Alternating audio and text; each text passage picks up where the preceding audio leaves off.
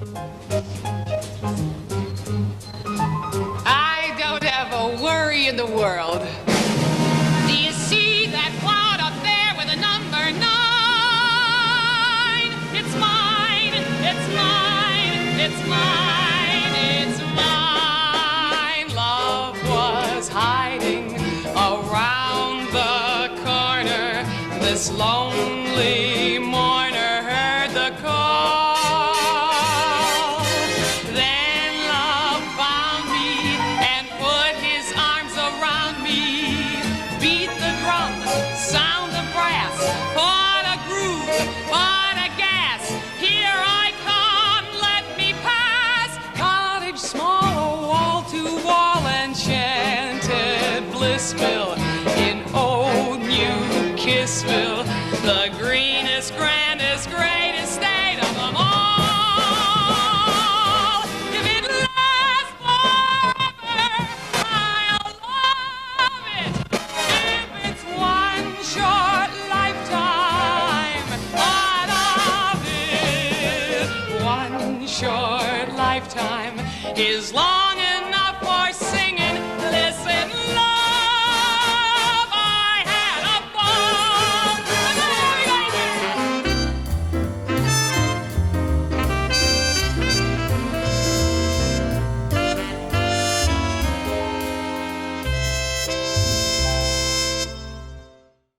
It's time to have a ball. I have to tell you, Oh, how clever you are. thank you, thank you. You know, the first things that I did when I got to LA, besides get a job and a place to live, was go to an open mic night at this place called the Cinegrill at the Hollywood Roosevelt Hotel. Did they have open mic night? Yes. I don't remember that. Okay. I guess I do. Okay. I mean, I knew we worked there, but I didn't know. Okay. I didn't know, but there was an open mic. Okay. No, they did. I think it was like a Tuesday night thing, Wednesday night, I don't know. And I met like 3 singers that night. Oh, I probably met more, but 3 singers. They said, you got to come to this class. You got to come to this Karen Morrow's class. And I showed up, and here was this woman with this smile, with the laugh, this humor. She touches your heart. She has a voice that is only hers. And what a heart. The one, the only, Karen Morrow. Oh, just a minute. I'm going to see if my heart is there. It's there. It's there for you, honey. My heart is always there for you. What can I tell you? Yes, I remember. That was a banner year. I mean, we really had some swell people in that class. You being one of them, and Michael VACCARO and John Russell and MARYJO MUNDY. Right. And I'm sure there are many more, and I should try to remember, but that was about 20 years ago. Because I had taught at other places before that. Oh my God. Really? Yes. Okay. Yes. And I remember that we were told to get out of one studio. So then we moved to a studio near NBC, and the land was owned by Bob Hope. And then Bob Hope wanted to build something else there, so they got rid of us. So then we ended up at the Cinegrill. And that's where we had class for so long. There, and at the Hollywood Bowl. I remember the Hollywood Bowl. Up there, not outside, everybody. No, would that we could have sung outside. There was a big, huge, not the library, what do they call it, the library? The museum. The museum. The Hollywood Bowl Museum, which was huge and wonderful, with a great big 9-foot Steinway piano. Oh my God. Oh my God. Okay. Don't get me started on. I never love that. Well, since we're talking about that, why do you enjoy teaching so much? You know, I don't know, because I never liked any of my teachers. This is a terrible thing to say, but I went to Catholic schools. I went to Catholic schools from kindergarten on up through college. Right. So that's 12, 13 years of nuns. Now, there were lovely women, but I don't know. And I suppose there were some good teachers, but I didn't really pay any attention, you know. It gives me something, David. when I mean, because you know I perform, I still back and forth to Broadway and all that stuff. And there's something about since I have no children, Right. there's something about sharing what I know and telling people what to do. Do I it. like telling people what to do. Yes, yes. Stop that. So Yeah, it, but it let me worked. tell you, it That's worked. the thing. Well, the thing about you telling people what to do, it's so amazing. I mean, it's like you're so motherly in that way. Good, good. And Oh, it- good. Yeah. Oh, good. Yeah, yeah. I don't feel like a teacher so much. Well, you know, I understand because I certainly was much less than perfect or anything in school. I just happened to be able to sing. And so I was asked to sing all the time for things. So that was my thing. And when I got out of college, I didn't have anything to do, but because I could sing, I was heard and therefore I was hired. But at some point, I know what everybody's going through. I know the girls who feel that they're too fat. I know the guys who think that they're not handsome enough. And it shows in their performance. And so I can tell why they are behaving that way when they sing, because I felt all those things when I was singing. I felt all of them. So I really understand. Then of course I've been in therapy myself, Well, you know. So when we talk about motivation, hello, is anybody in our business not in therapy? well, if they aren't, they should be. I know it. They're probably not very good, is what Oh. but no, that's a terrible thing to say. Yeah. But I could see where people were holding themselves back. Yeah. And it was easier for me to say, think about this, or what are you thinking about what's going on? You know, it's easier for me to kind of probe inside with them than sometimes it is with me. Also, I'm a wonderful audience. I love an audience. I love being an audience. So I can look at a song or look at a performance and know what technically needs to be done. Mm. You know, if it's not landing, there might be a reason, not just the voice but the intent is, but they might be phrasing something so that we don't hear it correctly. So I found this a wonderful exercise. And certainly after I started teaching and kept on doing my own performing, especially cabarets, whenever I did cabaret, my act, right. I got freer and freer, and I started having much more fun because I realized I didn't have to be perfect. I just had to do what I do. Yeah. I mean, that's so easy. People say that all the time, you don't have to be perfect. Well, yeah, what is perfect? Yeah, exactly.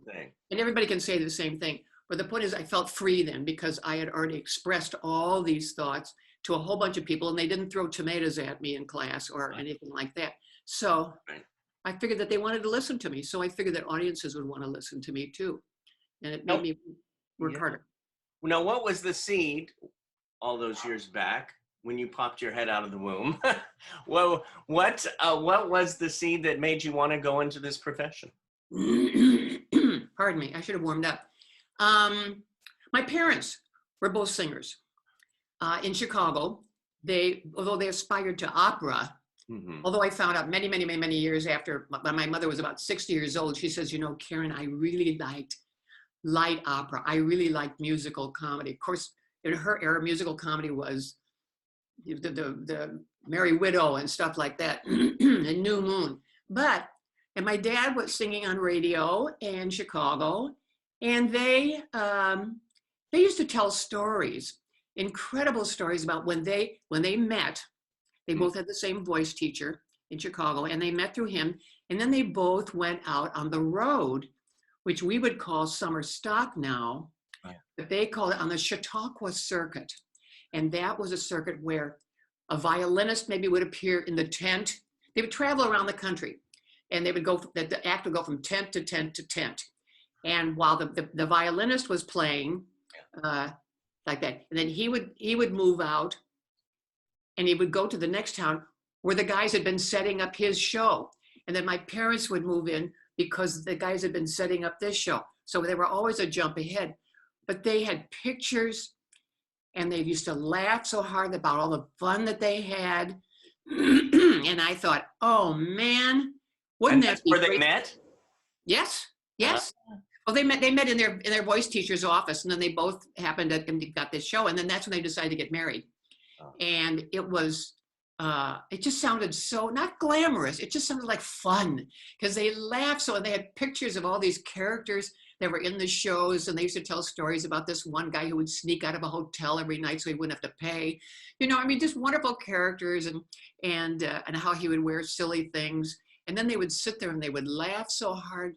I still have those pictures and that inspired me. And because I could sing, I thought everybody could sing because my uncles sang, my aunts sang, everybody. I can imagine your voice when you were like 2. Oh, you know? The first time the first time I sang, I was 3 years old. I went, God bless America. It was that loud, standing on a piano bench. And I remember my parents just going, okay. So they picked me up off the bench and sent me to my room with a cookie. Oh. So, but that was it. I sang God Bless America for the first time. And you got paid. You got paid for your first singing job by a cookie. But I got applause. Oh, David. Well, now, when did you first decide that you were going to be in the show business? In the show business. You know, I recognized this the other day. I've been going through all my crap while we've been in quarantine, and I found some old cassette tapes. Now, I knew from the beginning when I popped my head out of the womb, I felt, I gotta do something. Gotta dance or something. Really? No. Early on. Was there any influence in your life? Well, no, because my mom was a secretary. My dad did have a good voice, and we used to sing together. At Camp Arazim, I used to be the Big Z when I was a teenager, and I would sing In Kelohenu every day after lunch. But I remember in high school, and I was coming across these tapes, and I was listening to it. It was Bells Are Ringing. Oh, I love that show. Yeah. And I played Dr. Kitchell, the dentist. And I was the nerdy teenager at school. I didn't feel like I had a lot of friends. I was in the drama department, blah, blah, blah. No, I didn't have any dates and that I knew about. And so I did this role. I got up on stage. I was singing, I love your sunny teeth, and at the end, they were laughing. The audience was laughing. And I'm like, I'm loving this. And it's just giving me energy. And then at the end of the one scene that I had, I think I had 2 scenes, but that scene, I got this applause and everybody stood up and I was like, oh.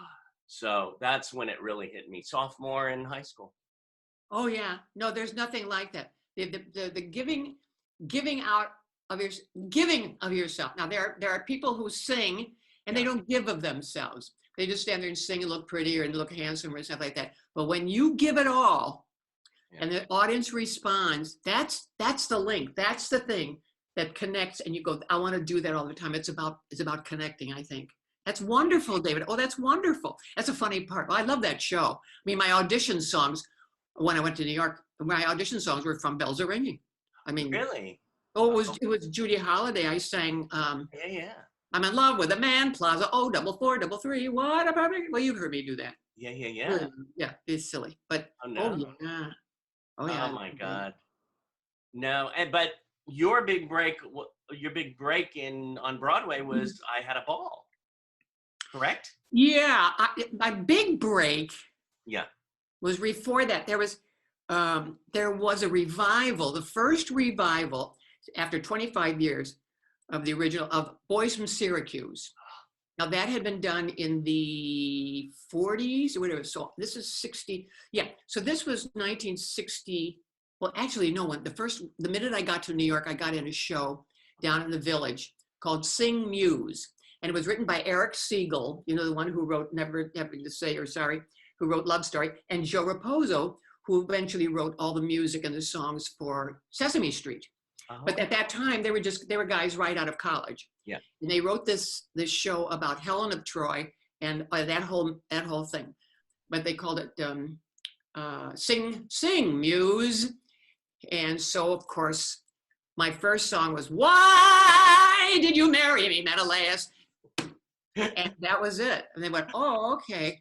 I love Okay, this new girl has hit town. So that's what really put my name there. And that's when I got a Theater World Award. And me and Robert Redford and wait a minute. Oh, Jones. He's the African American who does Darth Vader, the voice of Darth Vader. Oh, yeah, James Earl Jones. James Earl Jones. Yeah. We all got the award at the same time. And I said, I wonder whatever happened to those guys. When I look at the book that has our pictures in it, I said to James Earl Jones years later, I said, did you ever look at the book and think of me? He went, oh yes, all the time. 3 grades. But that's what people started taking notice. Then I started doing television. Oh, you did television before? Yeah, I did television first. Well, I know that you were on, my God, Mike Douglas, Johnny Carson. I mean, I did that a lot. But before that, my first show on television nationwide was on the Red Skelton show. oh, I know, and it was to be my debut, and that was. And they did them live then, and they weren't pre-taped. And that was the night that either the Bay of Pigs invasion or the United States invaded something else. So of course, all those shows were blocked out because of the news. The news had to take over. Yeah. So eventually, I guess we did go on sometime, some down in the future and stuff like that. Right. But then I did Gary Moore. See, all your people probably don't know who these people are. Well, they're going to look them up tonight. Okay, but Gary Moore. Yeah. And I remember doing that. My favorite was when I did that with Nat King Cole. Now, maybe some of your guys know who Nat King Cole is. Oh, yeah.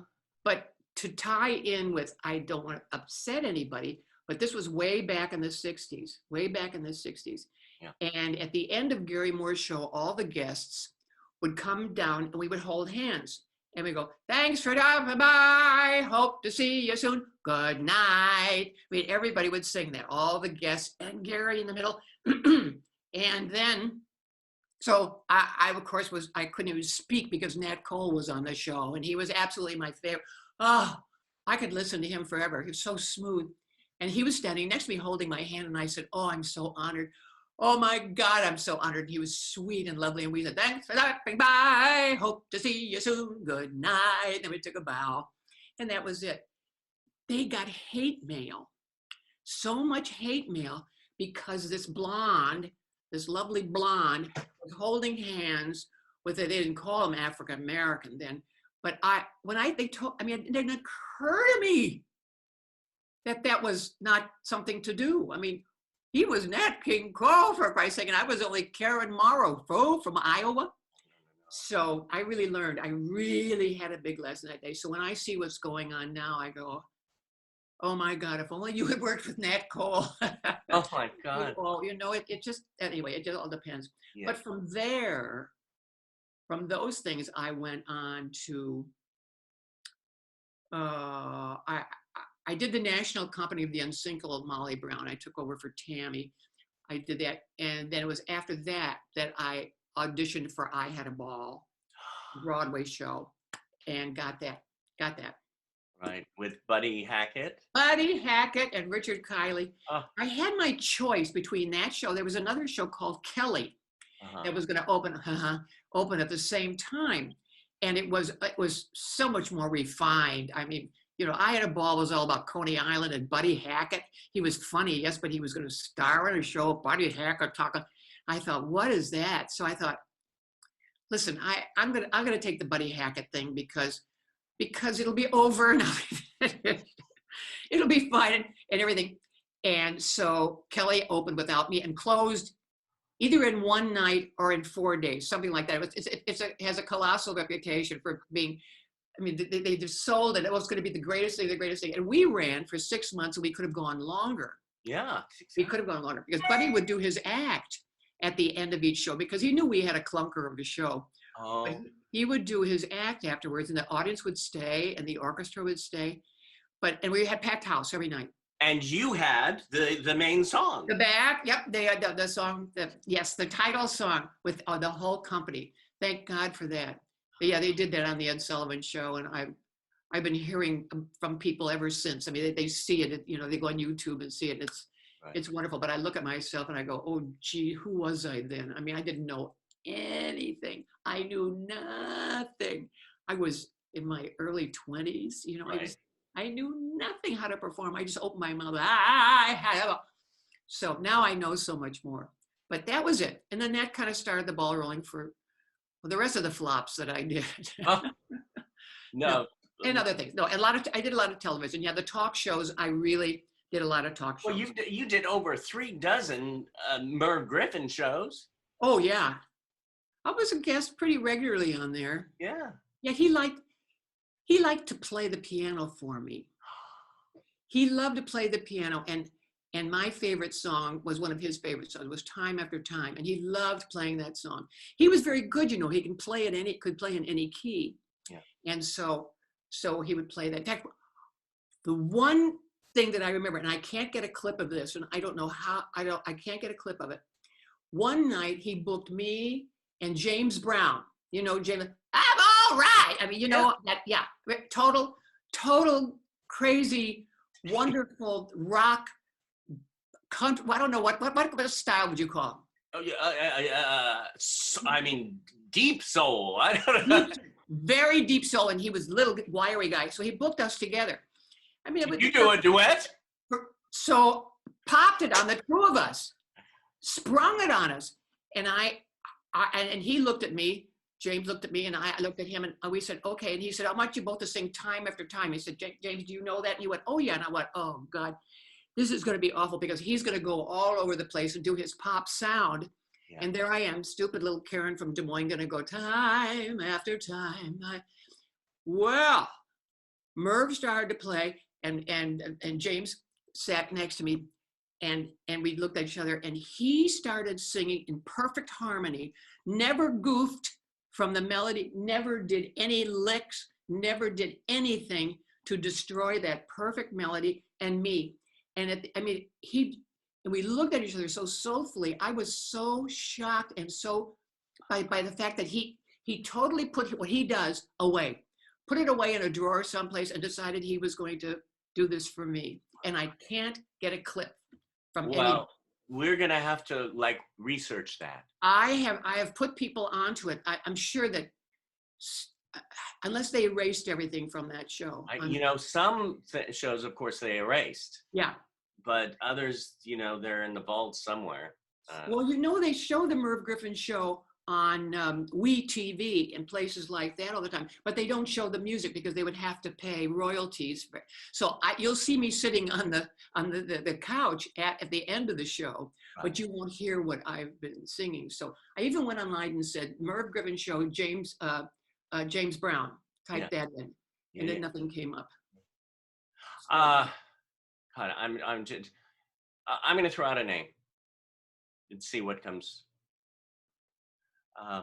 Jerry Herman. Oh, well, Jerry Herman. I don't know if your audience knows, but he's the man that wrote Hello, Dolly. Thank you very much. And Mame. I mean, those shows. Somewhere right now, as we're speaking, somebody is doing Mame and somebody is doing Hello, Dolly, even if it's in grade school. Right. Every school, because they're safe to do, they're wonderful shows.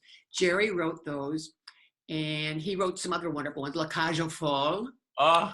I mean, based on the movie, you know how wonderful that is. And he wrote Milk and Honey, which was about Israel when it was wanting to become independent.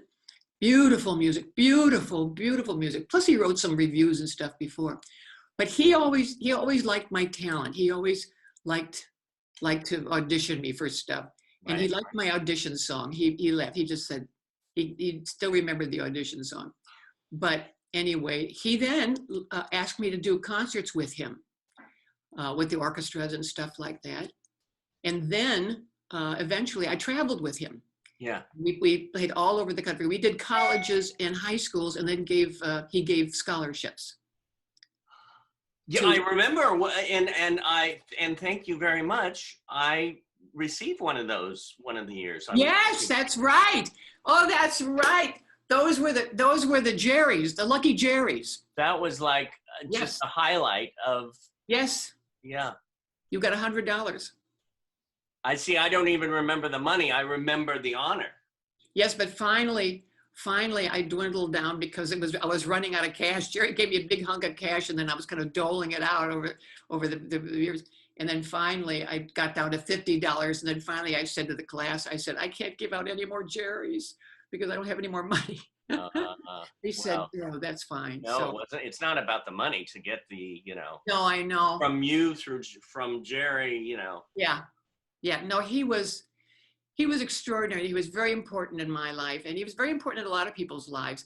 In fact, kids now that got his scholarship from the high schools that we played and stuff like that, they are now grown up, and they write him letters. Of course, Jerry just died not too long ago, about 3 or 4 months ago, which was, well, he was really he was kind of frail. But we did the great big show at the Hollywood Bowl. That was a salute to Jerry. And that was one of the most exciting things that I've ever done, because it seats 18,000 people and every seat was full. And it was the Los Angeles Philharmonic. And to walk out in front of that orchestra and look at the audience and sing, yeah. Talk about needing an audience, talk about liking an audience. You better like an audience if you're going to be put in front of 18,000 of them. Wow. And it was extraordinary. Absolutely extraordinary. So I know. I'm like sitting with you, and I could talk to you for hours. I mean, well, I told you I was a self-starter. I mean, that's why I did so many talk shows, is because they say, book Karen, she'll just just ask her one question and she'll talk forever. But no, it's so rich and full. I mean, and what you've done, Broadway, and you teach, and we could go back to the commercials. I've done commercials. Commercials? I've done everything except a major motion picture. And that's too bad, except I don't think I would like to look at myself in 70 millimeter. But one of my favorite movies that was a TV movie was Boy in the Plastic Bubble. Love that one. And now we're all living that, aren't we? I know. We thought that was so odd. For those of you, it was from John Travolta was a star because he was a brand new star in sitcoms. And so they wanted to give him something else to do. And so he did that about The Boy in the Plastic Bubble, which was a true story. I played his girlfriend's mother. So I didn't have to do anything except just kind of be there and say, hello, and reprimand my daughter and talk to her a little bit. That's all I had to do. But it was, we would go on location. We'd go to a lake. We'd go to a forest. We'd go to a high school and photograph the graduation. And it was, he was darling. And I would run into him later on before he became really famous. So after that movie, he was taking dance classes at the same place I was. And so we would talk and stuff. Wow. Well, that must have been a fun movie. It was, because we laughed a lot, although he had to work really hard because he was the star of it. But he had this long hair. And I remember the wind would blow his hair and we'd see his ears, and I'd go, oh, he's got ears. Because in it wasn't Welcome Back, Kotter. What was the show that he did? Welcome Back, Kotter. He always had long hair. Yeah. But this one, the wind would blow and I go, oh my God, he's got ears. They're kind of big, but who cares? Charles. I was looking through all your stuff, and it's Love American Style, which I grew up with. And you played Aunt Minerva in Tabitha, Falcon Crest, The Love Boat, Ladies Man. And then what was your favorite television show that you were on? Probably Tabitha. I mean, I did guest shots on other things. Yeah. But as far as series were concerned, because my series didn't last very long, Tabitha kind of did. But because I had such fun with the magic, the popping in and out. Yeah. In and out of the story, because we would do something and they'd go, okay, freeze. Yeah. And we'd freeze, and then they'd take a picture of where I was, and then I'd have to go over and change costume. Or I remember when I had to get really fat, so they had to pad me up, and then I would go back in the same position, and then they'd say, okay, action. But when you watched it, it was like I went from that to that. It was so much fun, and we laughed. And I remember the director giving the wrong directions one day when I was supposed to be soaked. Because I was the weather. Anyway, I did the weather thing, and I was supposed to be soaked, but we waited. Don't soak me during the run through. Yeah. Of that scene, And of course, I was on a roof and the director was down below and he shouted at me, go to the left. I went, no, go to the left. And I went, okay. And I went to the left. And of course, all the rain came down at the wrong time. So we had to stop and go and get all dried up and do the hair again and do the makeup. Oh. I remember those, they were fun. They were Yeah. such fun. Oh my God. My God, to be in. Outfits. And then of course, I got to work with some of the people who had been on Bewitched. Right. So, they kind of brought them back for this. I'm sorry that didn't continue because it was fun. I wasn't particularly good. I wasn't. Oh, please. Well, no. I'm saying this because even though I could be silly and stuff like that, but I realized that I'm really good with an audience. I can be funnier when I'm with an audience. And that was one camera. There was no studio audience. Yeah.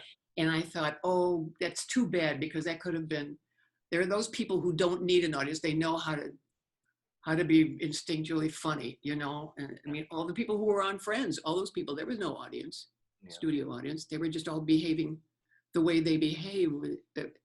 I had such admiration for those people who don't need the audience. I always needed the audience. Well, you feed off of it. You feed off. Totally. And I'm picturing you in front of that 18,000 people, and I'm like, oh my God. You know what? Yeah. You know what? The bowl is built, because you know what a raked audience is. It isn't that everybody's sitting flat out. Yeah. If they all sat flat out there, 18,000 people, I would have to shoot myself. Oh. But as it is, they're all stacked going up the hill. Yeah. And that's all very close. So it looks like this when you're on stage. It looks like they're right in front of you, even though the 18,000th one is way up here. Wow. So they look, whereas if they were way back there, it would be vast. But it's like they were all right in front of me and the orchestra was all behind me under that shell. So it was very cozy. It was very cozy. It wasn't as frightening as I thought it was going to be because I prayed before I went out. I prayed before I stepped out onto that stage. I just said to my higher power, I said, Grace. I gave her a name, Grace. I said, get me through this. Just be there with me. Please be there with me. And that was it.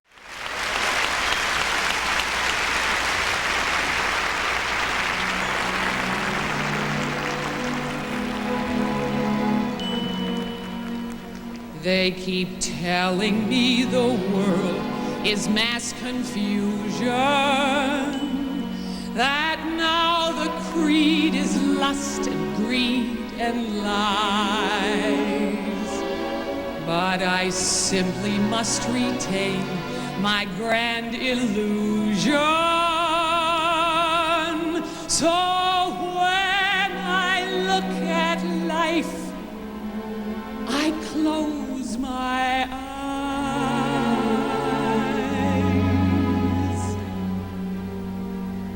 If music is no longer lovely, if laughter is no longer lilting, if lovers are no longer loving, then I don't want to know if summer is no longer carefree, if children are no longer singing, if people are no longer happy, then I don't want to know. Let me hide every truth from my eyes with the back of my hand. Let me live in a world full of lies with my head in the sand, for my memories all are exciting, my memories all are enchanted, my memories burn in my head with a steady glow. So if, my friends, if love is dead, I don't want to know. If music is no longer lovely, if laughter is no longer lilting, if lovers are no longer loving, then I don't want to know.